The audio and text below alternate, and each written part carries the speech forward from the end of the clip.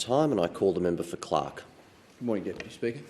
Deputy Speaker, historically the federal parliament has been largely inactive on animal welfare, and that has been, frankly, deeply distressing to millions of Australians. It's very telling that when I speak up, as I do from time to time, about animal welfare, speak up in the parliament, the response to my electorate office and to me personally is multiples of the response when I speak up on just about any other issue.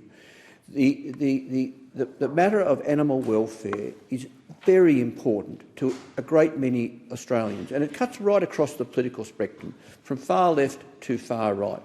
And I think the Australian Parliament should be more alert to that. I think Australian governments need to be more alert to that. Mind you, occasionally the silence and the inaction is punctuated by some significant turns of events. And I applaud again the Gillard Federal Labor government, who brought in a 3-month ban on the export of beef cattle to Indonesia. Yes, it was very controversial, and yes, there's been matters dealt with in the courts since then. But that 3-month ban, or 3 months or so, was very popular, very strongly supported by many Australians, by millions of Australians. And hence it's pleasing today to see some small further reform being moved by the current Labor government. I suggest that, as far as it goes, this bill is welcome.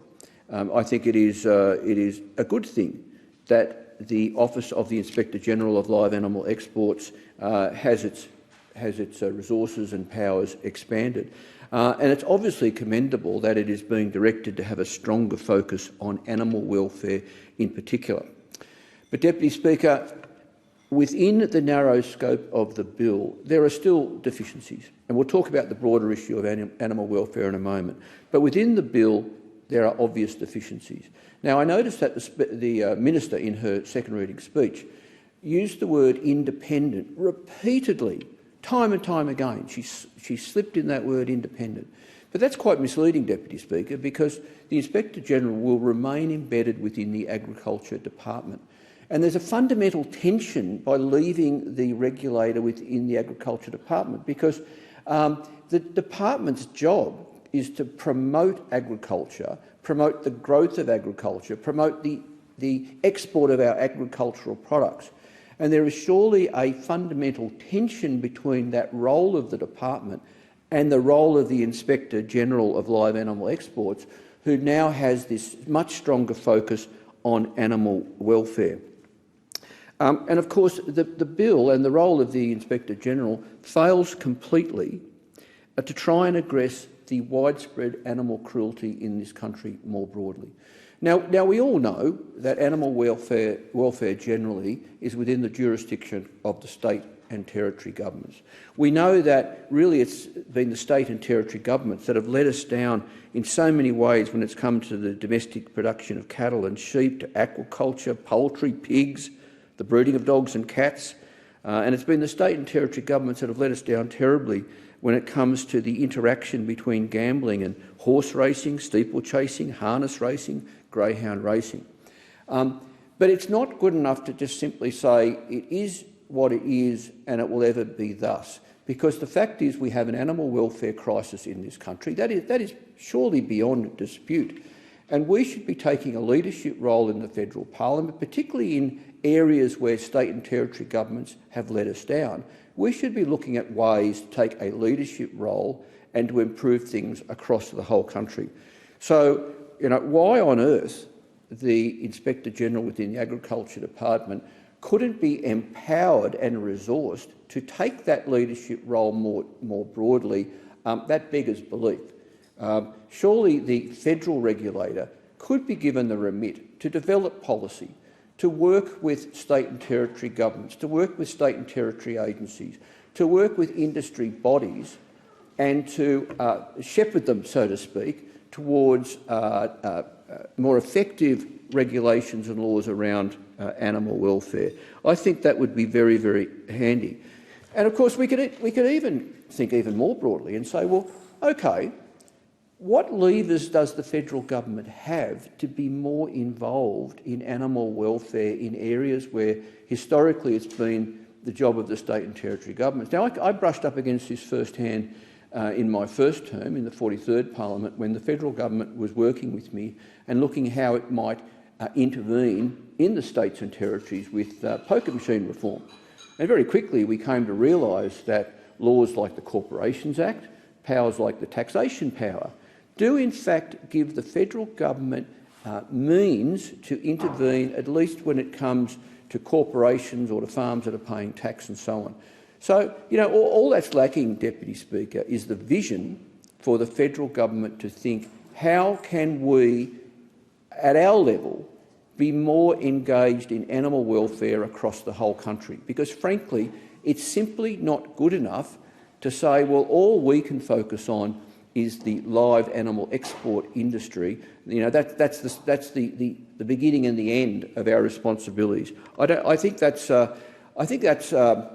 well, it's not good enough, and it's also abrogating our responsibilities. Now, Deputy Speaker, back to this issue specifically of the live animal export industry. Yes, to be fair to the new federal Labor government, it is consulting with the sheep industry about a ban on the live export of sheep in hopefully maybe 5 years or so. Now, I do applaud the current government for starting that process. That is ambitious, and it will meet with a lot of resistance. It already is meeting with a lot of resistance from the industry.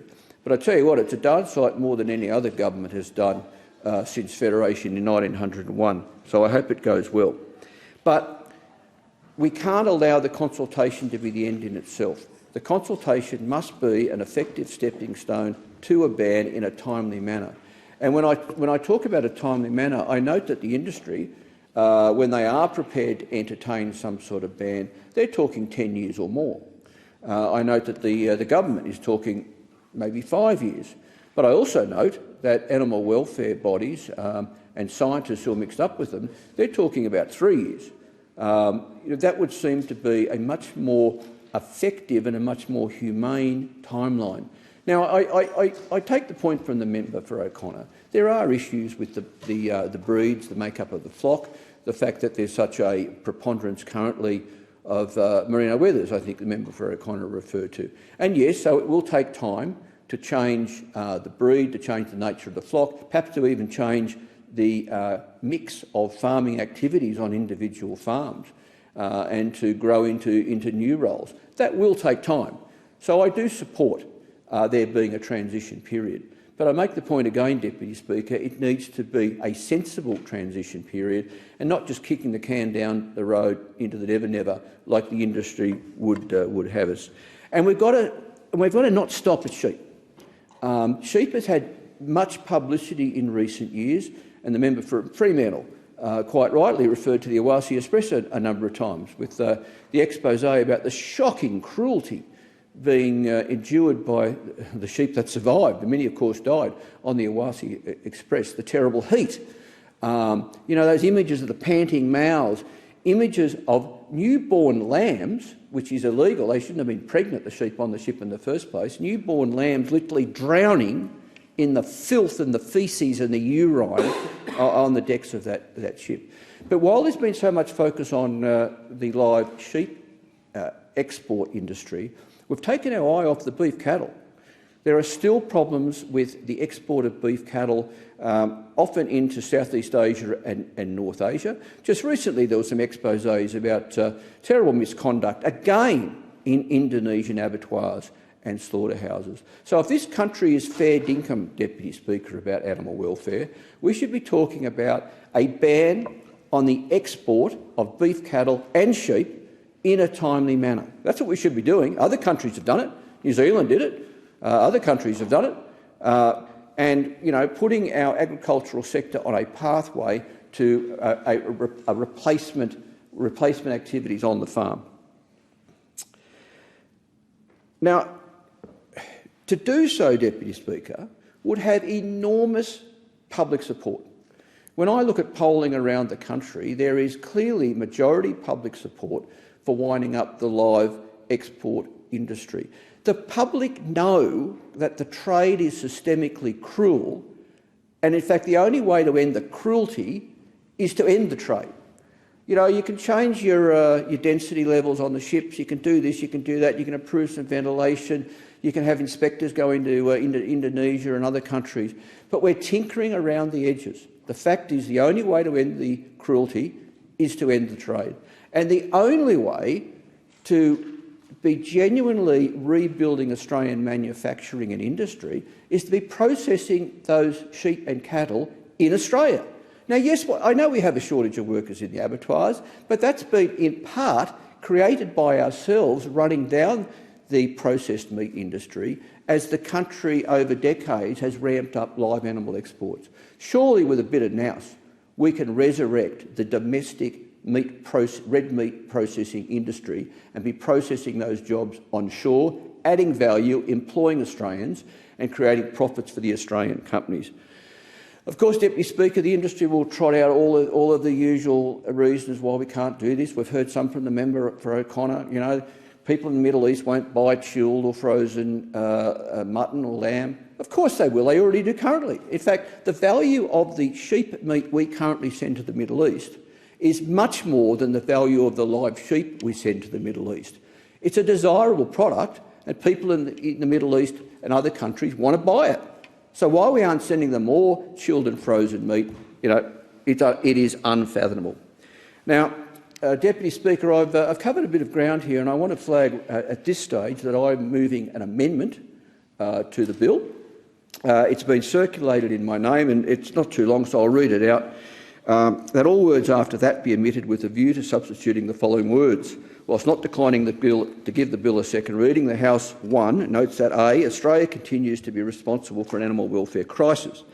B, while much of this crisis is historically and constitutionally the responsibility of the state and territory governments, it can be seen in many industries, including but not limited to cattle, sheep, aquaculture, poultry, pigs, the breeding of dogs and cats, and where the gambling industry intersects with thoroughbred horse racing, steeplechasing, harness racing and greyhound racing. And C, the systemic cruelty in the live animal export trade continues, with the export of sheep to the Middle East and beef cattle worldwide exemplifying the worst of animal abuse. And 2, calls on the government to A, establish a genuinely independent Office of Animal Welfare which, by working with state and territory governments and their agencies, will take a policy development and leadership role to ensure that all animals are treated humanely and with dignity. B, develop a much improved legal framework to ensure that beef cattle and sheep are treated ethically during all stages of the live export process, so long as the live export industry even exists. And C, commit to legislating within 6 months a ban on all live sheep and beef cattle exports by sea, with the ban fully implemented within 3 years. And I'll say that last part again in that amendment, Deputy Speaker, because really it's the bottom line. If we are an ethical country, if we have integrity, if we want to set an example to the community nations when it comes to animal welfare and take a leadership role globally, if we want to treat our animals as they should be treated and to recognise their inherent value, then it all comes down to C. Commit to legislating within 6 months a ban on all live sheep and beef cattle exports by sea, with the ban fully implemented within 3 years. And I'm pleased to say that the member for Ringa has agreed to second that amendment, so thank you. Deputy Speaker, I make the point again, this bill is good as far as it goes, and I applaud the government for bringing this bill to the parliament. It's a rare thing to see anything to do with animal welfare come into this parliament. But I would urge the government to consider again where the Inspector-General sits. If it is to be genuinely independent, then take it out of the Agriculture Department, have it as a standalone and genuinely independent body, and to give it the remit and the resources to work with the state and territory governments and their agencies, work with industry bodies, to take a leadership role, to develop policy, and to try and lift the standard around the country markedly, and to try and harmonise the standards around the country. That will be putting us on a pathway to the federal government being more involved with animal welfare nationally, and putting the weights on the state and territory governments who frankly have let us down terribly when it's come to so many aspects of animal welfare. It's not just about the welfare of sheep and cattle in the live export trade. Thank you, Deputy Speaker. Is the amendment seconded?